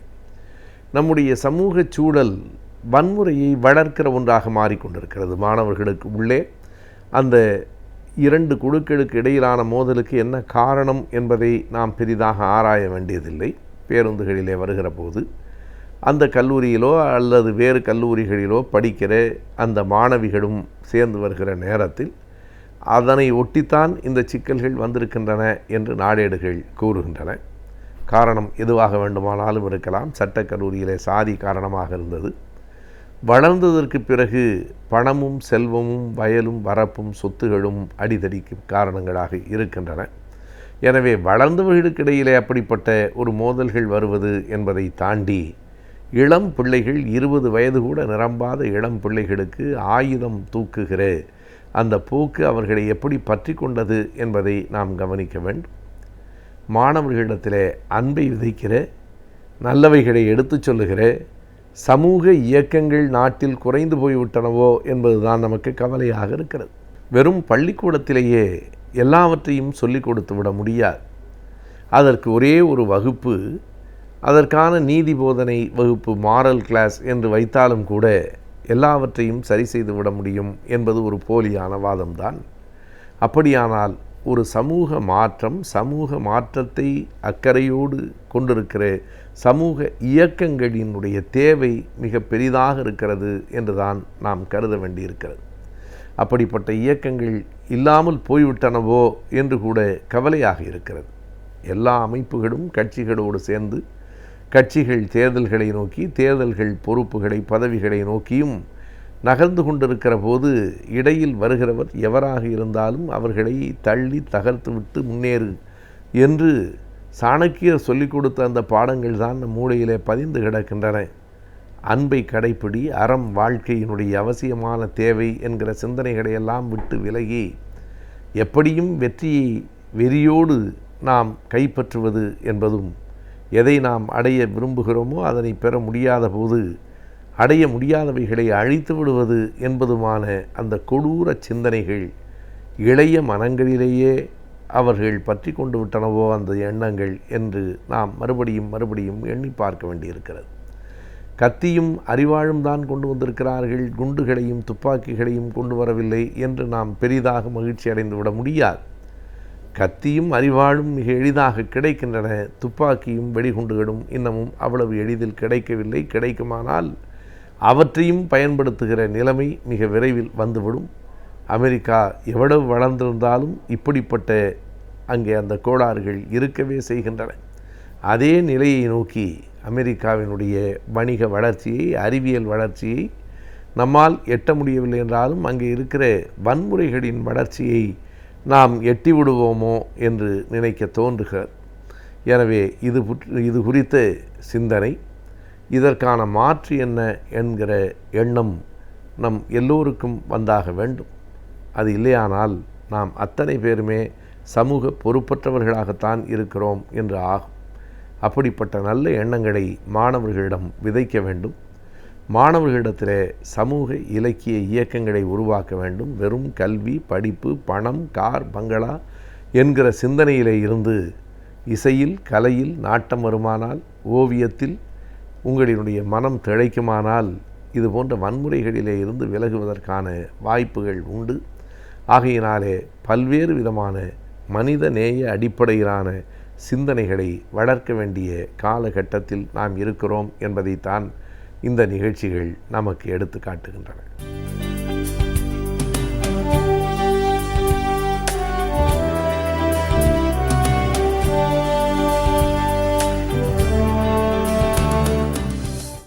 வணக்கம். போன வாரங்களில் வந்து நம்ம நிதி மற்றும் தொழில் சார்ந்த ஆலோசனைகளை பற்றி பேசிகிட்டு இருந்தோம். ஃபண்டிங் டைப்பு, இதுக்கு முன்னாடி வாரங்களில் எப்படி ஃபண்டிங், என்ன மாதிரி ஃபண்டிங்கை வாங்கலாம், என்ன மாதிரி முதலீடு வாங்கலாம், அந்த மாதிரி நிறைய விஷயங்களை பேசியிருந்தோம்.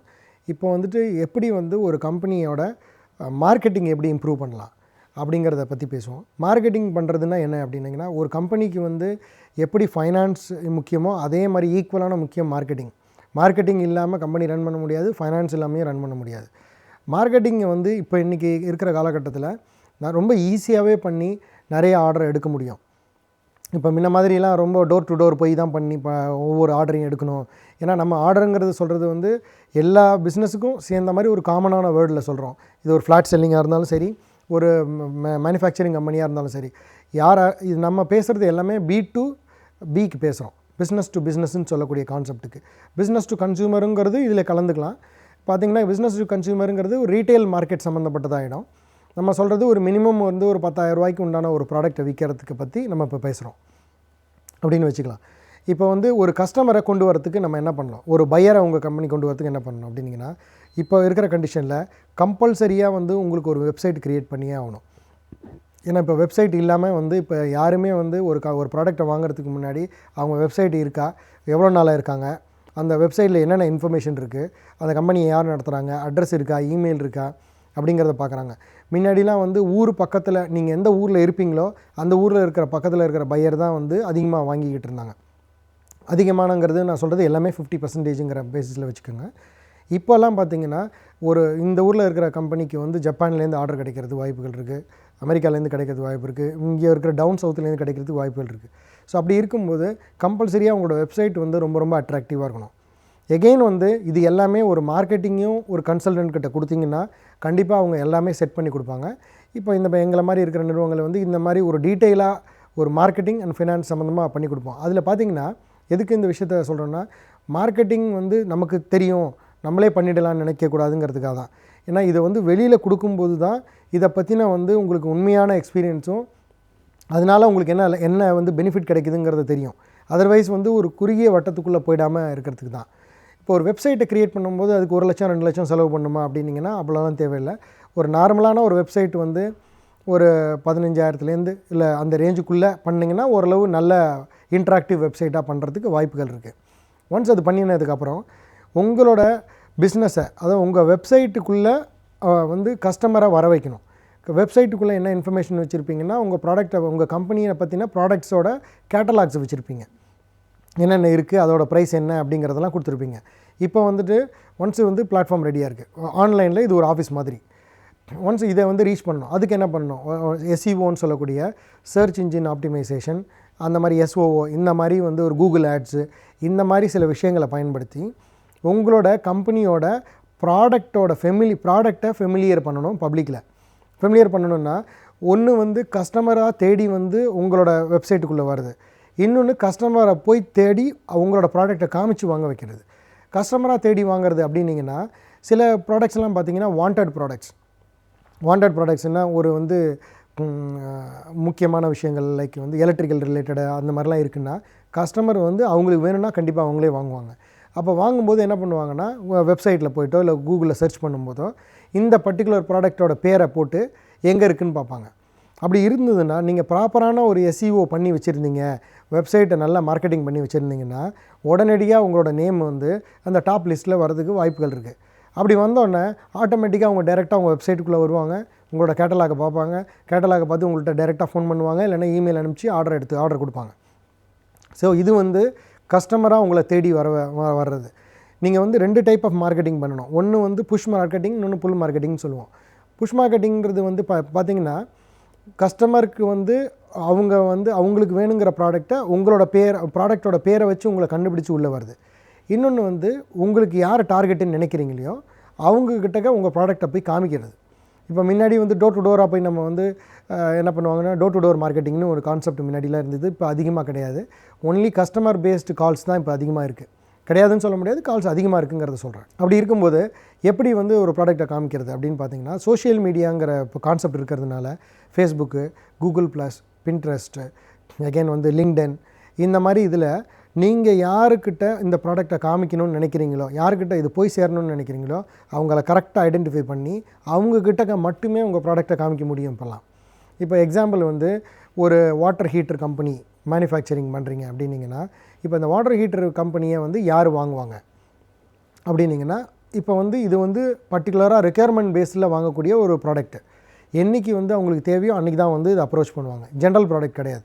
ஸோ அப்போ வந்து டார்கெட் ஆடியன்ஸ் வந்து யாரெல்லாம் வந்து ஃப்ளாட் வாங்குறாங்களோ, யாரெல்லாம் வீடு கட்டுறாங்களோ அவங்கக்கிட்ட போய் இது கண்டுபிடிக்கணும். இவங்களை எப்படி கண்டுபிடிக்கணும் அகேன்னா, யாரெல்லாம் சிவில் கான்ட்ராக்டர்ஸ் இருக்காங்களோ அவங்கக்கிட்ட கொண்டு போய் அப்ரோச் பண்ணுறது.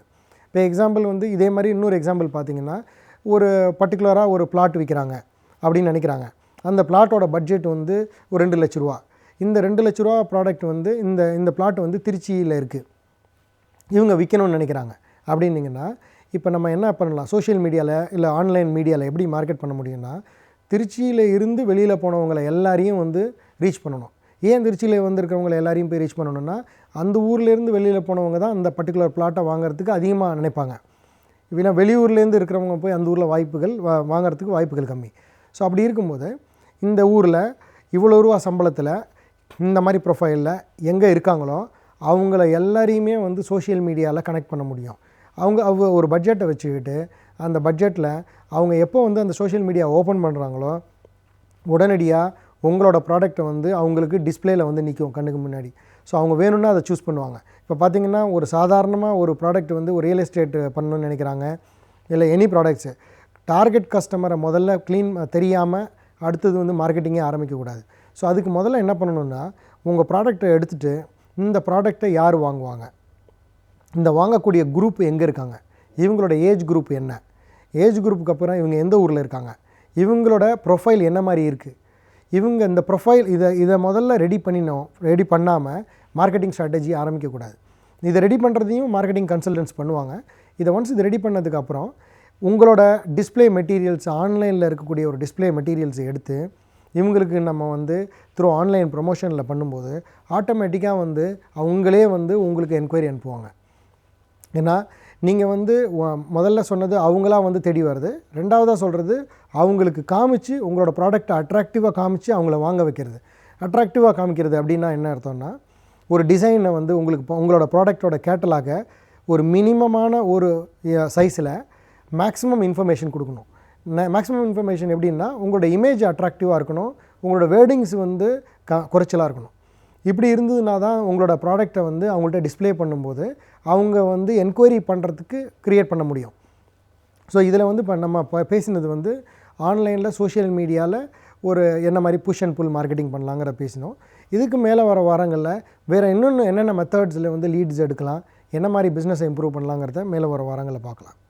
நன்றி, வணக்கம். நாம் அறிந்து கொண்ட சில விஷயங்களை மற்றவர்களோடு பகிர்ந்து கொள்ளும் பொழுதுதான் அவை அவர்களுக்கு பயனுள்ளதாக இருப்பதோடு நமக்கும் பயனுள்ளதாக அமைகிறது.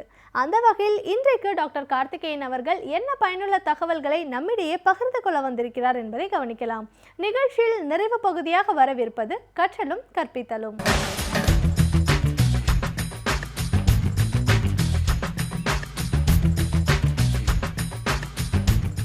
வணக்கம். சமூக ஊடகங்கள், அதன் மூலமாக வேலைவாய்ப்பு, தொழில் வாய்ப்பு, இதை பற்றி தான் பேசிக்கிட்டு இருக்கோம். இந்த ஃபேஸ்புக், அதாவது முகநூலில் வந்து எப்படி வந்து ஒரு இன்ஃபார்மலான ரிலேஷன்ஷிப் இருக்கோ, அது மாதிரி லிங்க்டின் என்று சொல்லக்கூடிய ஒரு பிளாட்ஃபார்மில் வந்து நம்மை பற்றி தொழில்முறை சார்ந்த ஒரு அடையாளமாக எடுத்துக்கலாம் அப்படிங்கிறத பற்றி சென்ற வாரம் விரிவாக பேசணும். இப்போ என்னை பற்றி ஒரு பயோடேட்டா வச்சுக்கிறதுக்கு பதில் லிங்க்டின்ல என்னை பற்றி ஒரு பேஜ் இருந்தால் யார் வேணால் உள்ளே போய் பார்க்கலாம். என்ன வேணும்னு வர்றவங்களுக்கு என்னை பற்றியான முழு தகவல்களும் அங்கே இருக்குதுன்னு சொன்னோம். என்னென்னலாம் இருக்குன்னா, உங்களை பற்றிய சகல அத்தியாவசிய தகவல்களும், உங்களை பற்றிய கட்டுரைகள், உங்களை பற்றிய படங்கள், நீங்கள் இதுவரைக்கும் செஞ்ச வேலைகள், உங்களை பற்றிய சிபாரிசுகள், இதெல்லாம் இருக்குங்கிறத பற்றி போன வாரம் சொன்னேன். இப்போது இந்தியாவில் என்ன இப்போ ஒரு புதுசாக ஒரு போக்கு, ஒரு ட்ரெண்ட் என்ன வந்திருக்குன்னு கேட்டிங்கன்னா, வேலைக்கு ஆள் எடுத்தல் அந்த ரெக்ரூட்மெண்ட் சொல்லக்கூடிய விஷயங்களில் சமூக ஊடகத்தை அவங்க வந்து பெருசாக நம்புகிறாங்க. ஏன்னா யாருன்னு தெரியாமல் வெளியில் போய் அப்படியே தேடி எல்லாரையும் உள்ளே கொண்டாந்து பார்த்து அதுக்கப்புறமா வடிகட்டுறத விட, உதாரணத்துக்கு எடுத்துக்கலாம், டிசைன் இன்ஜினியர்னு ஒரு வேலை எடுத்துக்கலாம்.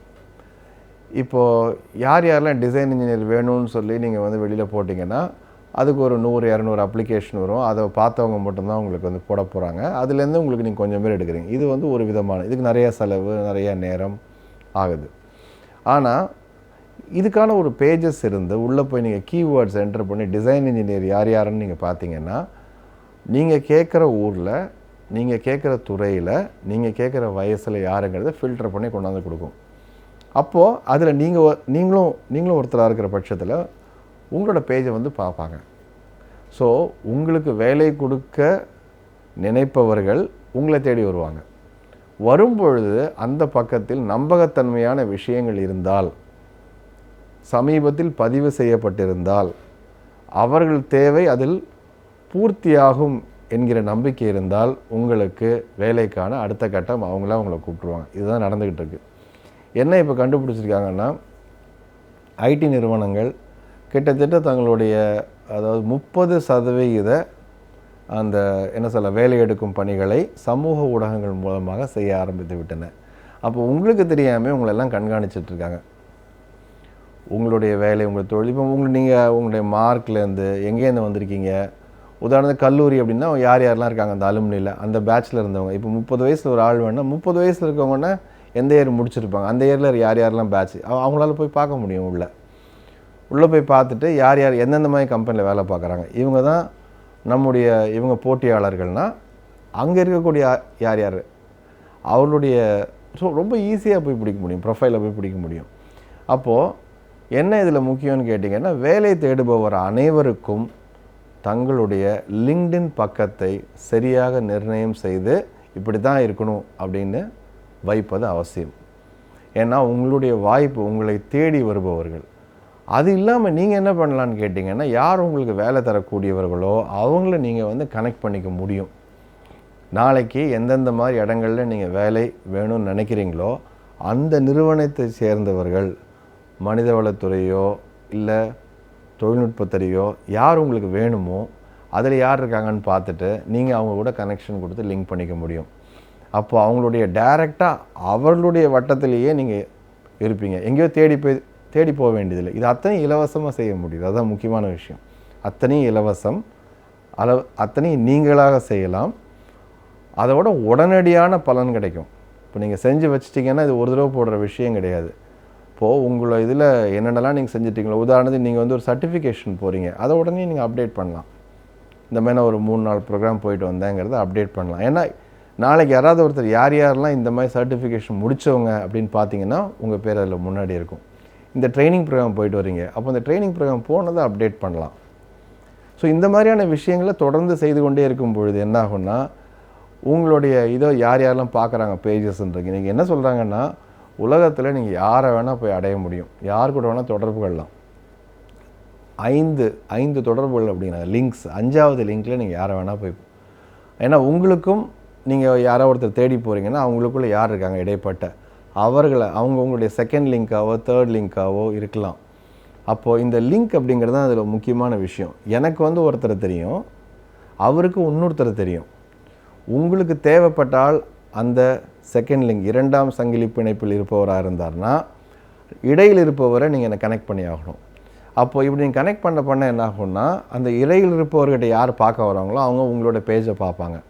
இது வந்து ஒரு அழகான ஒரு முழுமையான வலைப்பின்னல். இது வந்து ரொம்ப நான் லீனியர்னு சொல்லக்கூடிய விஷயம். இது இப்படி தான் நேரடியாக வரும் இல்லை. இப்போ இத்தனை நாள் இருந்த விஷயங்கள்லாம் நீங்கள் வந்து ஒரு இடத்துல படிக்கிறீங்க, ஒரு இடத்துக்கு அப்ளை பண்ணியிருக்கீங்க, அவங்க மட்டும்தான் பார்க்க போகிறாங்க. ரொம்ப என்ன சொல்லலாம், ஃபைனைட், அது ரொம்ப லீனியர்னு சொல்லக்கூடிய நேர்கோட்டில் இருக்கக்கூடிய விஷயங்கள். நீங்கள் போய் கேட்குறீங்க, அவங்க எஸ்னோ சொல்கிறாங்க, திரும்பி வர்றீங்க. ஆனால் இங்கே ஆன்லைனில் என்ன நடக்குதுன்னு கேட்டிங்கன்னா, ஆன்லைனில் நீங்கள் இருந்துக்கிட்டிங்கன்னா அதாவது ஒரு பெரிய இதில் நீங்கள் வலைப்பின்னலில் நடுவில் ஒரு இடத்துல இருக்கீங்க. உங்களை எப்படி வேணால் வந்து யார் வேணால் சந்திக்கலாம், நீங்களும் எப்படி வேணால் யார் வேணால் சந்திக்கலாம். அதுதான் இதனுடைய என்ன சொல்ல முக்கியமான விஷயம். இவ்வளவு முக்கியமான ஒரு விஷயத்தை நம்முடைய கல்வி திட்டத்தில் எங்கேயுமே கண்டுகொள்ளப்படவில்லை என்பதுதான் துரதிர்ஷ்டம். என்னை பொறுத்தவரை அந்த கல்லூரியில் படிக்கும் எல்லாருக்குமே அவங்களுடைய கடைசி வருஷத்தில் இதை பற்றி ஒரு அறிமுக பாடம் வைக்கணும், சொல்லித்தரணும். வேலை தேடுதல் என்பது இன்றைக்கு வந்து ஒரு கலை. ஏன்னா எல்லாத்தையும் முடிச்சுட்டு வெளியில் வந்து எப்படி வேலை தேடுறது, முன்னாடியே ஆரம்பிக்கணும் அந்த வேலையை. அப்போ வேலை தேடும் பொழுது எப்படி இன்றைக்கி மெதுவாக ஒரு 20-25 வருஷத்துக்கு அப்புறம் மெதுவாக பேச ஆரம்பிக்கிறாங்க. என்னென்னு கேட்டால் நேர்காணலில் எப்படியெல்லாம் நீங்கள் பங்கெடுக்கணும், எப்படி சிவி எழுதணும். அதை விட முக்கியமானது உங்களுடைய சமூக ஊடக பதிவுகள் எப்படி இருக்கணும் அப்படின்றது.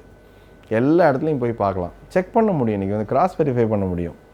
உங்களுடைய ஃபேஸ்புக்கையும் போய் பார்த்துட்டு, லிங்க்டினையும் போய் பார்த்துட்டு, இன்ஸ்டாவையும் போய் பார்த்துட்டு உங்களை பற்றி ஒரு காமனாக ஒரு பிக்சர் வரும். ஸோ இந்த மாதிரி இருக்கக்கூடிய ஆள் தனிப்பட்ட முறையில் தொழில் முறையாக எப்படி இருக்கார், இந்த ஊரில் இருக்கார், இந்த மாதிரி சம்பாதிச்சிட்ருக்காரு, இவர் நமக்கு எந்தளவுக்கு ஒத்து வருவாரா இல்லையா அப்படிங்கிறது நிறுவனங்கள் உட்கார்ந்த இடத்திலேயே அவர்களால் சுலபமாக தீர்மானிக்க முடியும். நன்மை தீமை இரண்டுமே இதுதான். ஒன்றும் வேண்டாம், உங்கள் இதில் நீங்கள் ஃபேஸ்புக்கில் நீங்கள் பியர் பாட்டிலோடு வச்சுட்டு குடிக்கிற மாதிரி ஒரு படம் போட்டிங்கன்னா சில பேர் என்ன பண்ணலாம், அதை பார்த்துட்டு இப்படிப்பட்ட ஆள் வேண்டான்ட்டு போகிறதுக்கான வாய்ப்புகள் இருக்குது. நல்லா நீங்கள் கவனிச்சுக்கோங்க. நீங்கள் எப்படி உங்களை நீங்கள் காமிச்சிக்கிறீங்கிறது ரொம்ப முக்கியம். முதல்ல நீங்கள் எப்படி இருக்கீங்கிற ஒரு ஆளுமை, ரெண்டாவது நீங்கள் எப்படி நீங்கள் காமிச்சிக்கிறீங்கிறது முக்கியம்.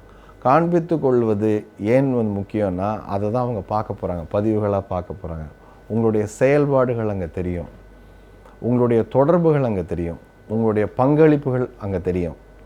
இதெல்லாம் நீங்கள் என்ன செஞ்சுக்கிட்டு இருக்கீங்க, எங்கே நோக்கி போயிட்டுருக்கீங்க அப்படிங்கிறது தெரியும்.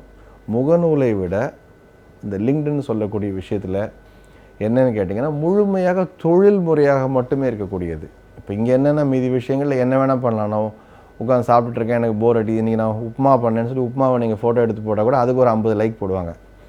ஆனால் இங்கே அப்படி கிடையாது. லிங்க்டின்ல எல்லாமே தொழில் சம்மந்தப்பட்டவர்கள், கொஞ்சம் சீரியஸானவங்க தான் உள்ளே வராங்க. அவங்க ஏன் வரான்னு கேட்டால் வேலை, தொழில் இது சம்மந்தப்பட்ட மாதிரி தான் உள்ளே வராங்க அவங்க.